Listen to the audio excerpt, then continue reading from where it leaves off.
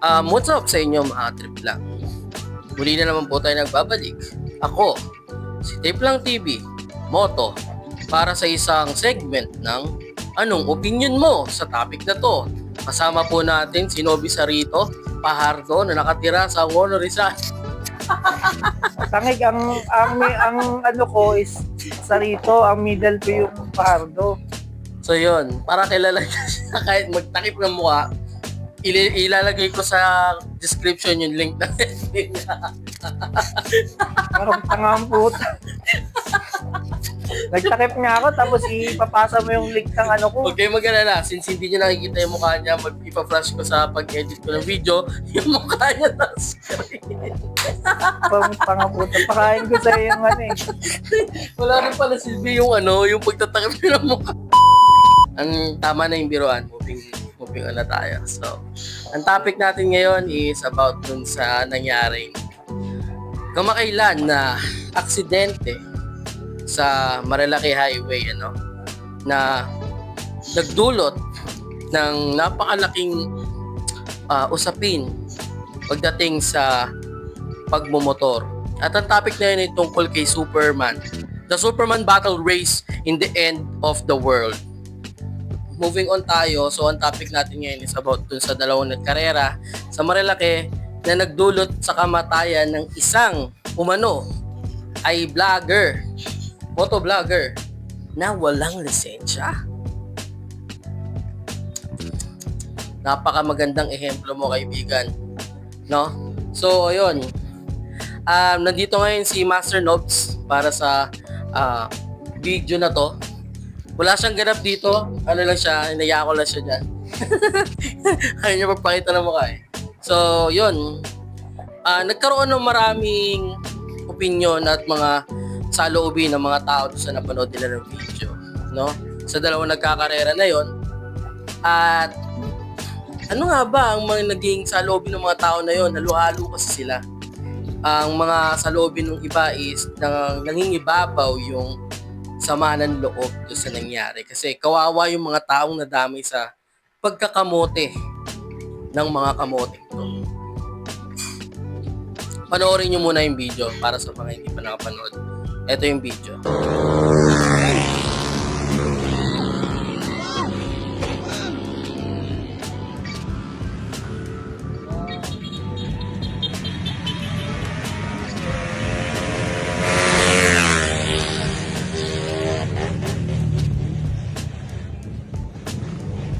Sinasabi.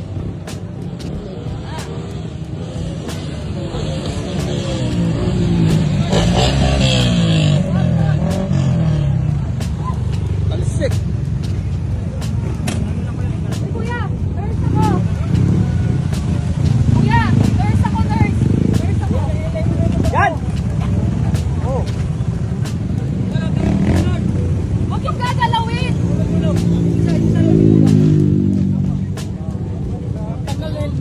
tanggalin yung helmet para makahinga. Uy, gabi ka dun. Pinuulog?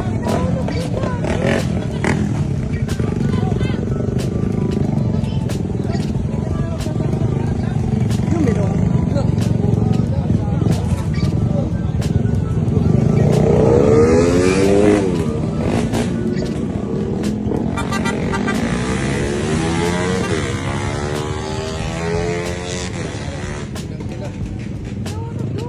Oo, nakita.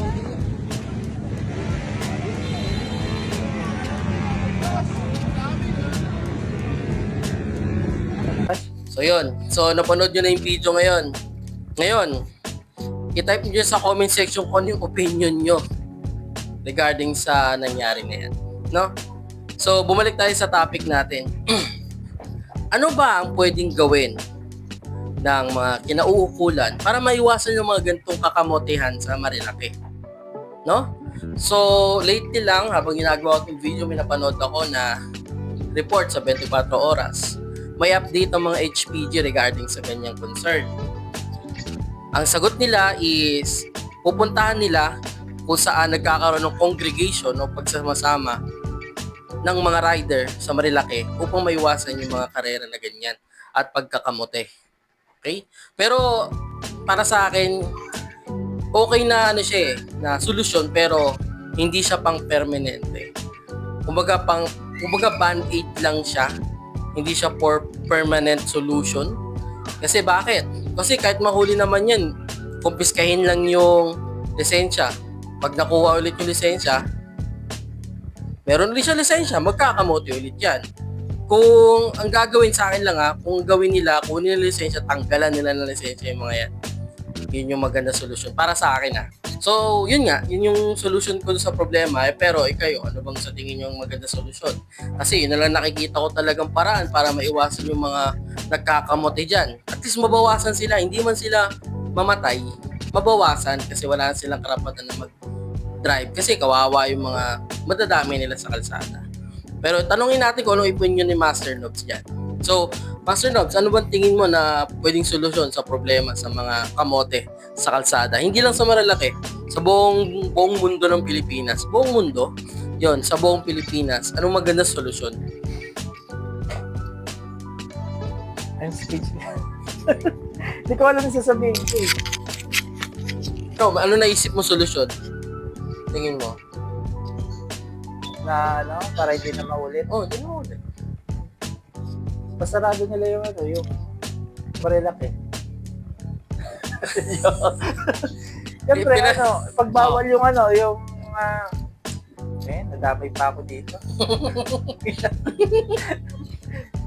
Sabi mo, sa gilid lang ako eh. Sa gilid ka naman eh. Kaya dahil hindi ako magsasalita eh, walang yak. Hindi para matapos na tayo, please. Salamat, Nobby, sa pagbigay ng opinion. Napakaganda ng sinabi nyo. Hindi, kasi ang sa akin lang, syempre, ayoko para hindi na maulit yun, ang gawin nila, syempre, permanent ng tanggalan ng lisensya yun. Yun. Magandang solusyon yun. So, yun nga, pareho rin kami ng opinion regarding to sa permanenteng solusyon, tanggalan na talaga ng lisensya. Huwag nagbigay ng karapatan. So, yun yung isa sa mga opinion namin na regarding yan. Ano pa yung iba? Kasi, kasi meron pa rin meron pa ako isang opinion. Kasi, nakakatakot bumiyahe sa isang kalsada na ikaw mismo nag-iingat pero yung mga kasama mo sa kalsada hindi sila nag-iingat. At ang worst doon, madadamay ka sa kabobohan nila. Yun. Kaya dapat maubos silang mga kamote sa kalsada. Seryoso, ang dami ko nakikitang video dyan sa social media, especially sa Facebook. Nag-share sila ng mga nakita nilang mga aksidente sa dashcam nila, tsaka sa mga GoPro, yung kabubuhan. Ang malupit pa rito guys, sa Pilipinas, kung sino pa yung naka-aksidente, sila pa madalas yung galit. At yung na-aksidente, o yung nadamay lang sa aksidente, sila pa yung may kasalanan. Ba't ganun? No? Ba't ganun? Ba't kaya ganun? Yung tipong, kunyari, ako yung kamote. Ikaw, normal na nila lang na taong masunuri sa batas. Kunyari, nakakotse ka. Nakahinto ka na lang, tapos nabangga kita dahil sobra kong bilis magpatakbo. Naka-Superman ako, nakaganon din. Tapos, namatay ako. So, yung mga kasama ko, yung mga kamag-anak ko, sisisihin ka. Diba? Pero hindi mo kasalanan. Kasalanan ko. Bakit kaya ganun? Ikaw, ano sa tingin mo? Bakit kaya ganun? Walang. Alam niyo. Salamat sa opinion mo, Master Nobs. Laking tulong sa lipunan ng sinabi mo. Anyway, yun lang naman. Yun yung napaka-toxic nila. Toxic Filipino traits. Oo. Ganun talaga. Wala tayong magawa kasi gusto rin ng ibang mga Pilipino yan. Ayaw bitawan eh. Di po nagkakamote na sa kalsada, feeling sila pa yung entitled. Sila ba yung yung pamilya ba nung namatay, nanisay doon sa... Well, regarding doon, hindi ko masyadong inalam. Pero may nakita akong isang video na ganun yung nangyari. Hindi naman kamag-anak, pero yung mga kasama nung mga nagkakarera ng motor, yung ginulpi nila yung nabangga na sasakyan. Pag nakita ko yung video, papakita ko dyan sa screen. Pero kung hindi, wala, di ko nahanap. Basta ang nangyari, nagpatakbo siya, nagre-record pa tayo yun eh. Basta nagkarera sila, tapos may coaching tatawid sana. Nakahinto na yung kotse kasi nasa unahan niya, lilikurin. Kaso, sinalubong yung isang kotse na nasa likod ng mga nagkakarera. Sumalpok yung nakamotor doon sa harap ng nakasasakyan, dedo agad. Tapos, namumroblema yung nakakotse na ano nangyari. Kasi nagulat siya nagdadrive lang siya ng normal Tapos maya-maya kinukuyog na siya ng mga kasamahan ng mga kamote. Yung mga kapwa kamote, binugbog nila yung nakakotse. Inaawat na pero yun yung ganun, yung bakit sila pa yung may kasalanan. Yung nabangga ka na, nadamay ka na nga lang sa kapupuhan ng mga taong to. Feeling entitled pa na sila yung tama. Ba't kaya ganun? Yun ang, hindi ko alam kung ano tumatakbo sa isip nila. Well, ayun lang ang opinion ko o opinion namin regarding sa video na to. Kung sakali may maisip kayo, biglaan lang kasi to nagulat lang ako napanood ko bigla sa Facebook habang nag-scroll ako regarding sa mga kamote at nangyari aksidente sa Marilaki. So yun lang naman. Maraming salamat sa pakikinig dito sa commentary portion na ginawa ko, no? Alam ko walang kwenta to pero salamat pa rin at nakinig ka, lalo na si Master Nobs. Sobrang daming niyang naibigay na magandang payo at opinion. Ako rin nagulat din ako Pinilit ako. Nagulat ako, nandito na ako sa comment. Anong comment? Comment video. Okay. Bago ko isama si Master Nobs dito, pinapanood ko sa kanya yung video para magkaroon siya ng idea. Yun lang naman yun. So, hindi naman kailangan na sobrang galing mo sumagot.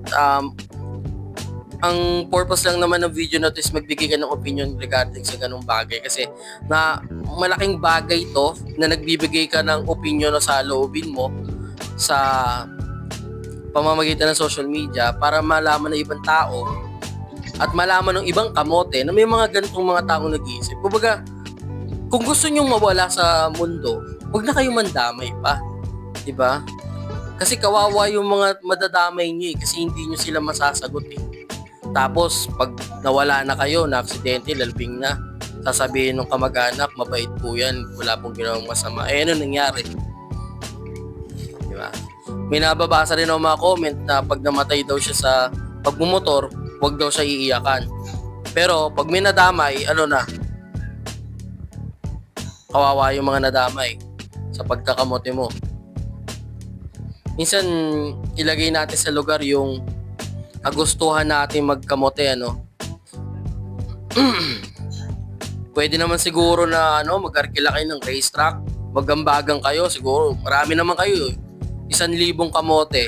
Punta kayo sa, sa isang racetrack na pwede yung arkilain. Doon kayo doon kayo magtanim, doon kayo humiga. At least, pag may na-aksidente, kayo lang. Ha?